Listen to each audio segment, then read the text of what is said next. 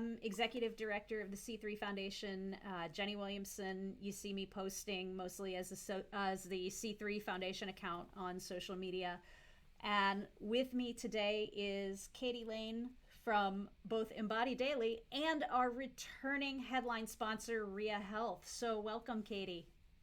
Thank you, Jenny. It's an honor to be here and to be participating in this event again. I loved it last year. You guys did such a good job, or you did such a good job. I know you really did a lot to pull that off really quickly. So I'm super happy to be back. It's really valuable what you're doing. Well, it's great that this year we have an amazing full team of people, and anyone out there who would like to join the team for planning this conference, you are welcome to email and join the team. In addition to Katie being a representative today from RIA Health in that role, she's also one of our communications team members, and our team is growing. We're looking for a great, diverse, multicultural, multilingual, even hopefully, international team of people to pull this off. We want to make this so spectacularly larger and greater scope than last year, and having a full, diverse team will help us do that. So to start off, you'll notice in that top right corner, we have the theme for the 2021 virtual conference. We're not just going to call it the TSM Virtual Conference this year. It is Stronger Than Your Drink. And this theme has come up through a collaboration of our current team. And it has been just a wonderful process so far. Katie, what does Stronger Than Your Drink bring up in your mind? Yeah, I think first of all, like anyone who's been on the Sinclair method, whether they have reached extinction yet, whether they're going through a good time on it or a bad time on it, I think nearly everyone can relate to the fact that naltrexone changes something with how you're drinking and how you're relating to alcohol. And even if it's subtle, you hear people say, oh, I just don't, the burning desire isn't as strong, or I can stop after 2 drinks, or, all of these ways that this method and the medication really gives someone an ability to be empowered over alcohol, to where it becomes less of a pull and it becomes less interesting, and it doesn't have its grips and its control as much in your life. And I think anyone who's tried to quit drinking before the Sinclair method, it's often white knuckled. You might go months or years without drinking, but you're probably still craving alcohol, which can be just a daily battle inside yourself. And so this method, it changes that so that alcohol becomes less important. And so with this theme, I think it's so interesting.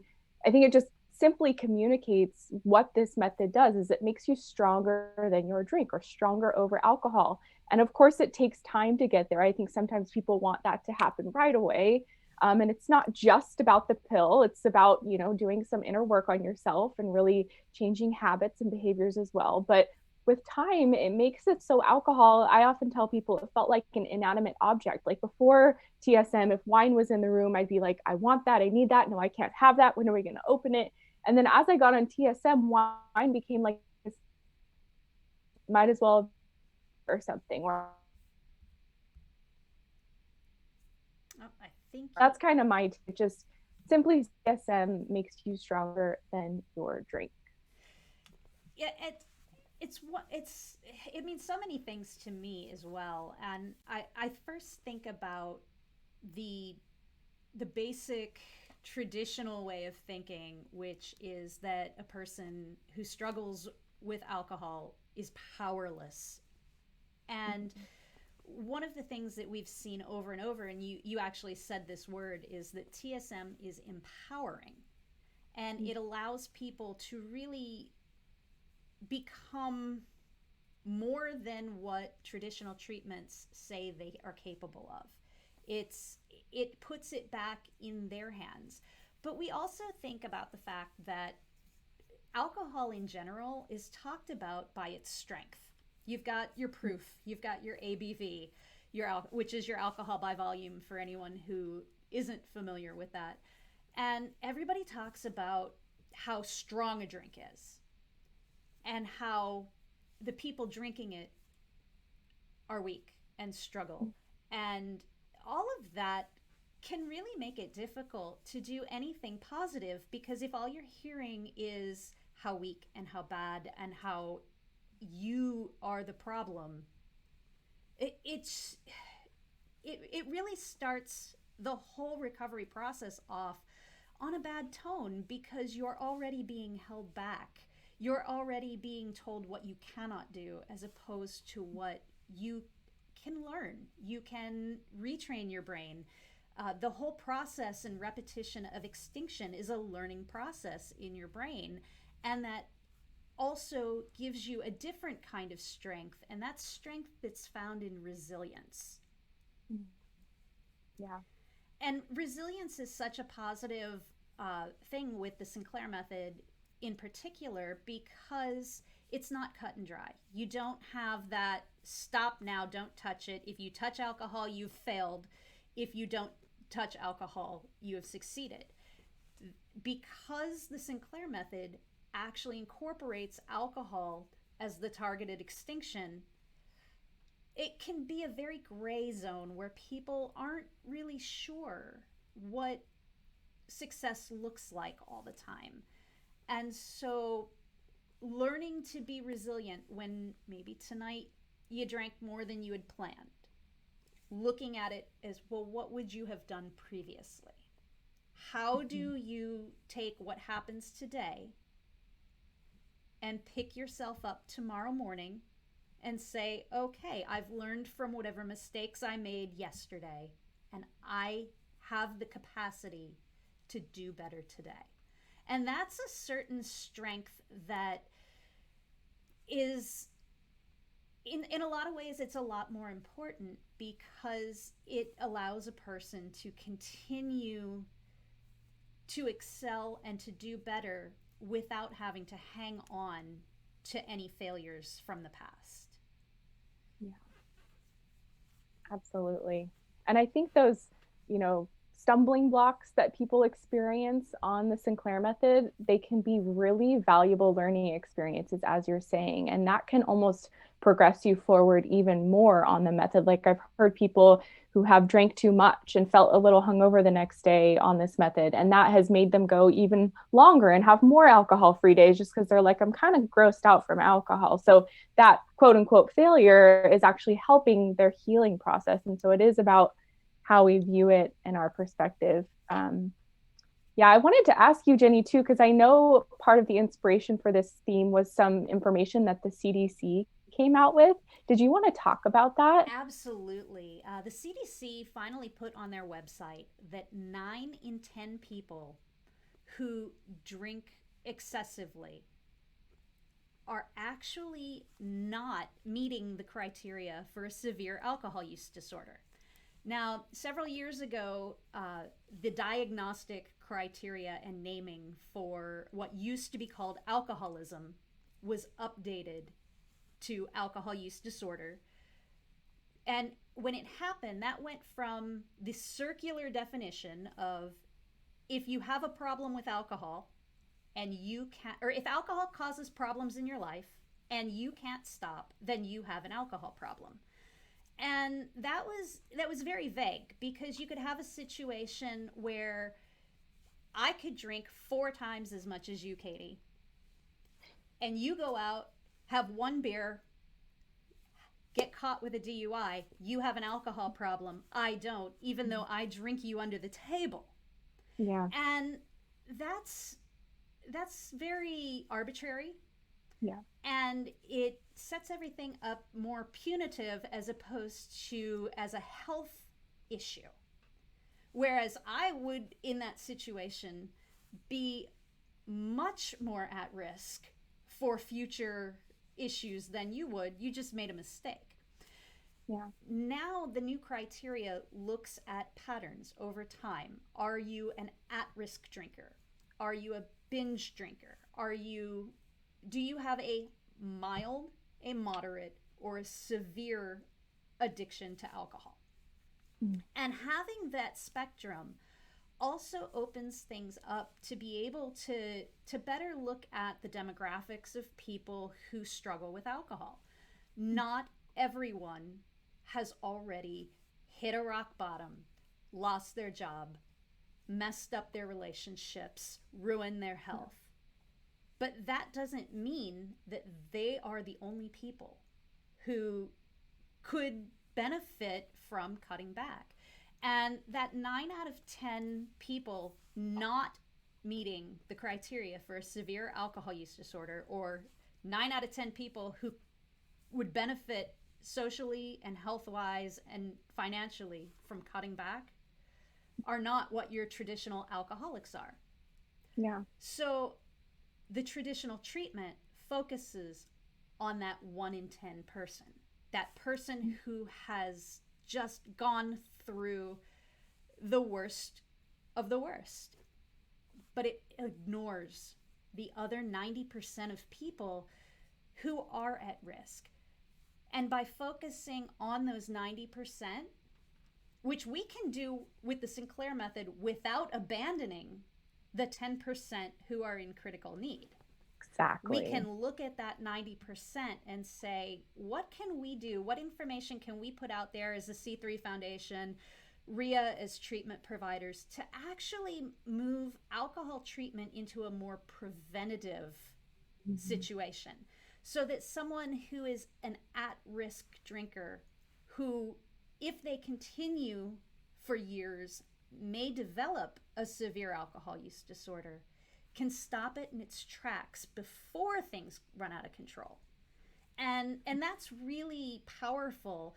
And if we can help people understand that they are stronger than their drink now, before their drink gets stronger than them, then imagine the difference in people's lives that they can have before losing everything. Exactly. That is so well said. And I've been reading the book, which I know C3 Foundation supports, and you have it on your website, the Beyond Addiction, How Science and Kindness Help People Change. And in there, they talk about how the things that traditional treatment does, like labeling a person and shaming them and taking away their drug of choice, that all, like, studies are showing that all is very counterintuitive to success. And studies are showing this now. And so the Sinclair method, and like how RIA treats people, their kind of motto is, we meet people where they are. Like, it's not stigmatizing, it's not labeling. It's like, okay, where are you at today? And how can we inch you forward to be a little bit better? And I've also been learning about like the science of habits and habit change. And all of that data shows that habits are best changed when they're done in small steps and incrementally. Absolutely. Which is, again, opposite of typical treatment, because it's like, okay, remove this substance that you're absolutely dependent on and change your whole life. Like, no wonder why so many people relapse. And so I love the Sinclair method, because the data is starting to support this method for behavior change, whether it's changing the habit or just slowly unlearning the addiction.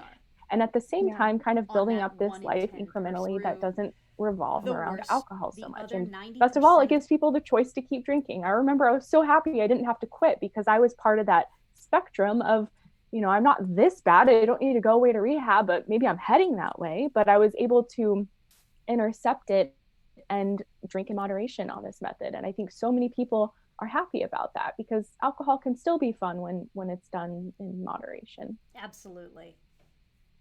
And that it, in fact, some people find that without the fear of one drink turning into a week-long bender, that it's actually more enjoyable for them to drink, because they know that they can, as long as they follow the protocol, that they actually have the power now to go out and have a single glass of wine or a single beer and be done with it. And they can enjoy it without giving into the, as many call it, the F it moment. Oops, I've messed up. And so therefore, well, since I've already messed up, I might as well go for it. And that is that's a common theme as well when it comes to relapse. You know, you see it not just in alcohol, you see it in diets. Oh, I ate that cookie, so I might as well finish the box. Yeah. You know, it's not really an addiction issue, it's a human issue. A lot of times when we perceive that we have failed at something, that go big or go home kicks in, and we're like, well, you know what, I've already messed up today, so I'm just going to go beg and I'll deal. That's a tomorrow problem. Yeah. Only with alcohol addiction, that's incredibly dangerous. And that's where a lot of the damage happens, both, you know, socioeconomically, but also on a personal level, because then you've got the shame, the guilt, the why did I do that? And all of those things, they actually can cause somebody to just want to drink more, because it just really weighs on them. Yeah, absolutely. So we are so excited that we are going to be able to share um, talks from doctors, from, hopefully we'll get some mental health providers. I would love to even see maybe a pharmacist or compounding pharmacist who understands the mechanics of naltrexone and how it works, and find a lot of voices, some success stories. We want to see a lot of diverse panels, a lot of diverse presentations. Anyone who saw our conference last year, it was small. It was one day, about 8 hours, and we had 6 panels, and most of it was a discussion format. This year, we're going to have a mix of professional presentations. We're going to have a mix of panels, a mix of Q&A sessions, and maybe even a live screening with Q&A of One Little Pill after the first night. So we have so many things planned that, honestly, I'm not sure how we're going to do it in 2 days. I have a feeling within a couple of years this is going to be a week-long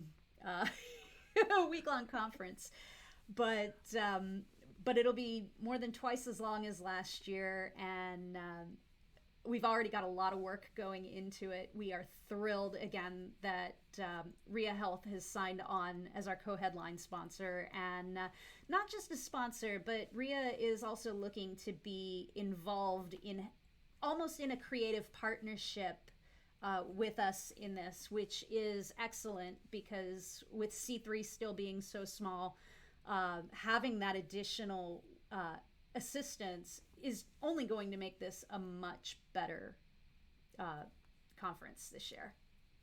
Yeah, absolutely. And I think like our physicians at RIA, like they've been on the ground treating addiction for a really long time. And so they've seen what works and what doesn't, and kind of, you know, being resourced and understanding the latest medical research and information out there. I'm hoping that we can contribute to bring information to the consumers and the attendees, just, you know, the latest science, the latest information from like a well-rounded perspective. So I don't know, like people are submitting abstracts to C3, right? Correct.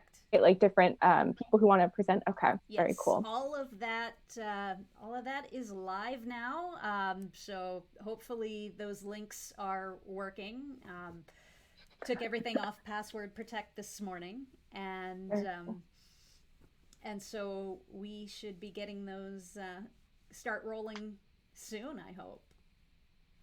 Can I ask, what's the one thing you're most looking forward to at this year's event? Honestly, this year, the thing that I'm looking forward to the most is the thing that I already have, and that is our team, our conference team that is putting this together. It is so wonderful to have additional voices and additional point of views coming into the planning process. And we're going to have, you know, a really good set of people who are going to be going over the abstracts. Last year, again, Claudia and I did this all on our own in 6 weeks, and we handpicked our presenters. And this year, we're putting that wide call out so that we can get, we want to see international providers We want to see people from all over the world, because it just happens that June 12th, it will be the 8th anniversary of the founding of C3 Foundation and our 3rd annual Global Sinclair Method Awareness Day. So, what a great day to have this conference kick off. It is. And I want to say too, like I think with the TSM online meetups I host, sometimes people think, oh, I need to have reached extinction before I host one of these meetings. And I think it's the same for the conference. Like someone doesn't have to have reached extinction and be at their ideal place with alcohol to be a volunteer for this conference, because I think even when you're going through it, that's when you have so much insight and knowledge and it's fresh in your mind. And so I'm speaking for you here, and I hope I'm correct in saying, like, you don't have to have reached extinction or been on the method for a year to be a part of this conference. Is that right? That is perfect, because someone who is still in the midst of working their way through their TSM journey knows what someone in their position needs and needs to hear. And, again, I've been doing this for more than 7 years with Claudia, and she's been doing it for more than a decade. So we rely on the people who are currently on the Sinclair method to keep us remembering what it's like for the people in the early days. And that's why I stay involved in the peer support accounts, because I need to hear those things. I need to hear those questions, because it's a common thing that the longer you do anything in life, the more you forget what it was like to not know things. Yeah. And to be constantly reminded it's a benefit. It's not that I've heard things 1,000 times, because even if I've heard them 1,000 times, I need to hear them 1,001. Yeah. Because there's always going to be someone new coming into the Sinclair method.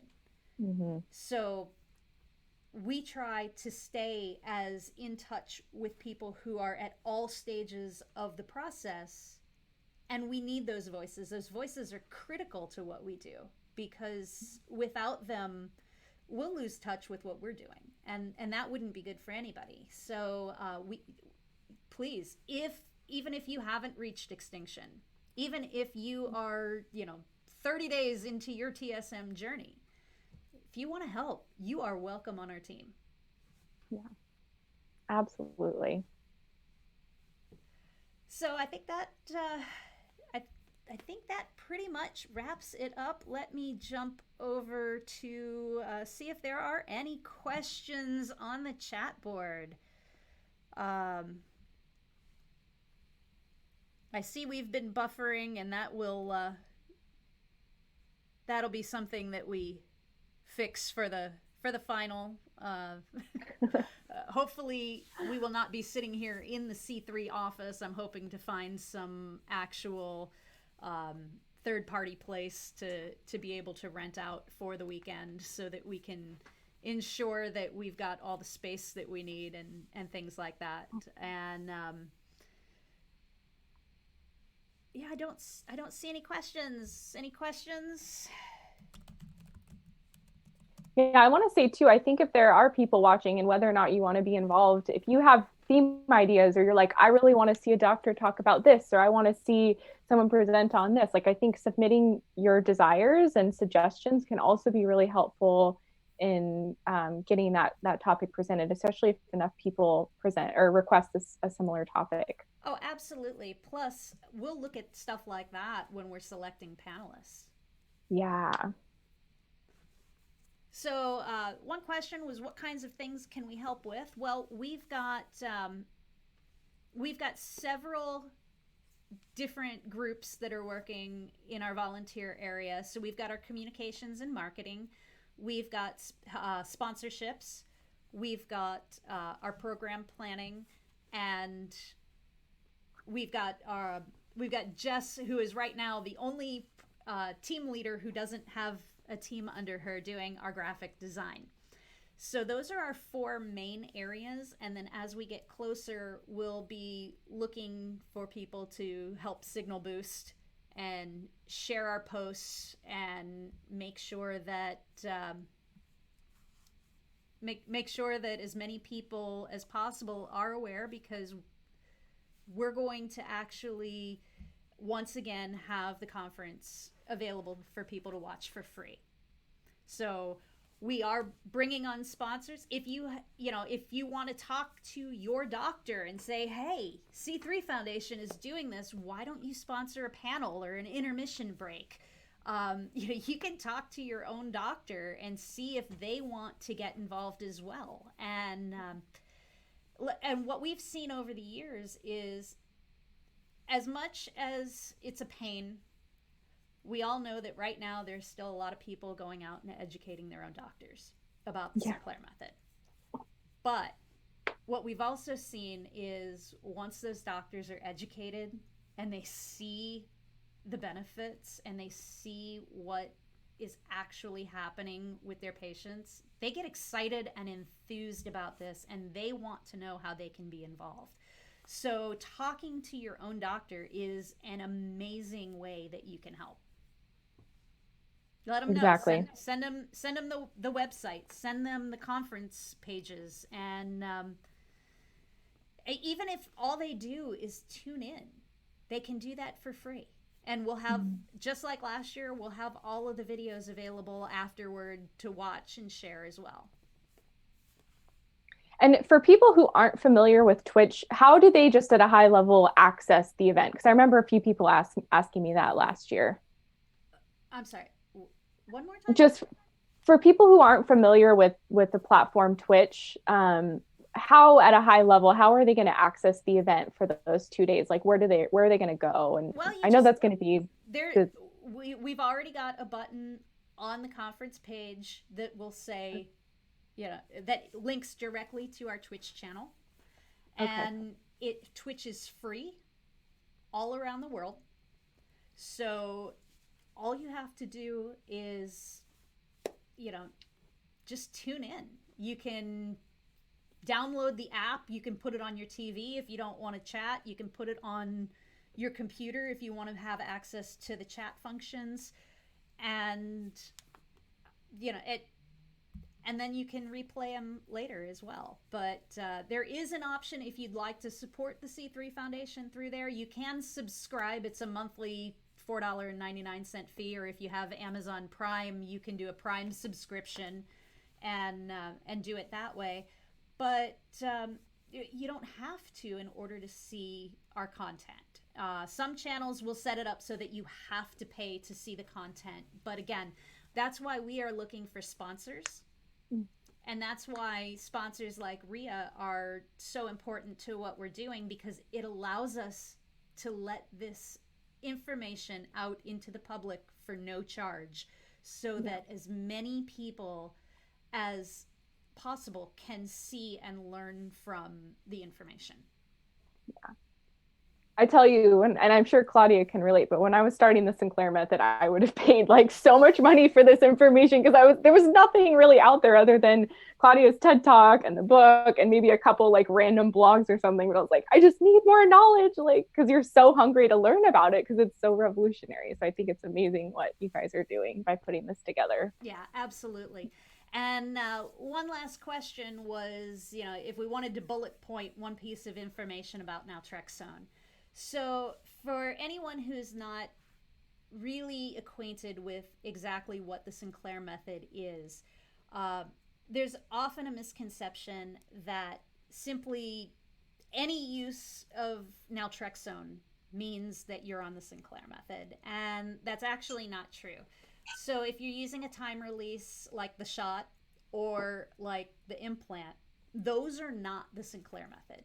The Sinclair method is actually very specific because it's called targeted pharmacological extinction. So the targeted happens when a person takes that first drink of alcohol 1 to 2 hours after taking their medication. Pharmacological is because you're using medication to achieve it. And extinction is actually something that was developed by Pavlov. And extinction is why we often refer to TSM as Pavlov's dog in reverse. Extinction is a process that is repetitive, that deconditions a response that has been previously conditioned in your brain. So when a person repetitively drinks after taking their naltrexone and those endorphin rewards fail to activate the opioid receptors, the culmination of the repetition of the process is what makes the Sinclair method the Sinclair method. None of that happens if naltrexone is not targeting the alcohol rewards or if it is in your system all the time.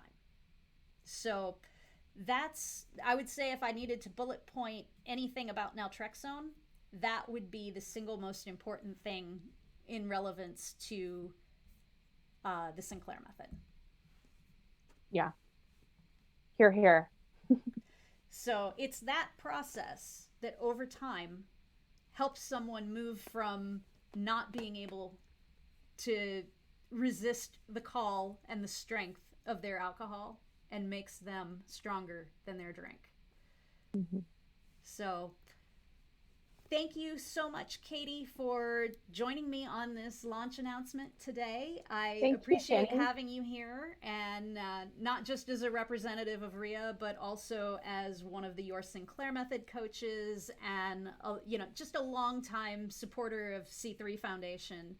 I know Claudia and I both appreciate the work you do immensely in all capacities, and could not be more excited right now about the upcoming 7 months until the conference. Yeah, and same to you, Jenny. Like, the information you guys provide is saving lives, and you're so accessible and resourceful and helpful, and you're impacting so many lives. So thanks to you and to Claudia as well. Thank you. So, all right, everybody, thanks for joining us here on our live stream, and we will go ahead and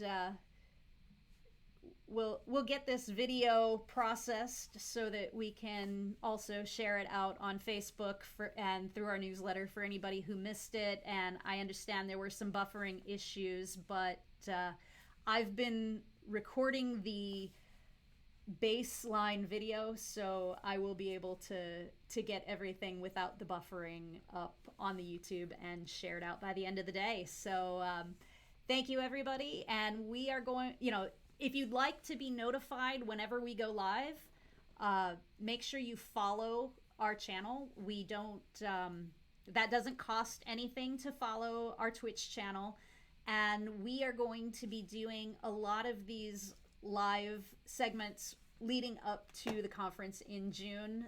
So we'll be talking with panelists once we have them, panelists and speakers. We'll be talking with sponsors. We'll be talking with people who have questions and really want to get involved. So stay tuned. Lots of great things to come. And again, thank you for being here today. Bye. Bye.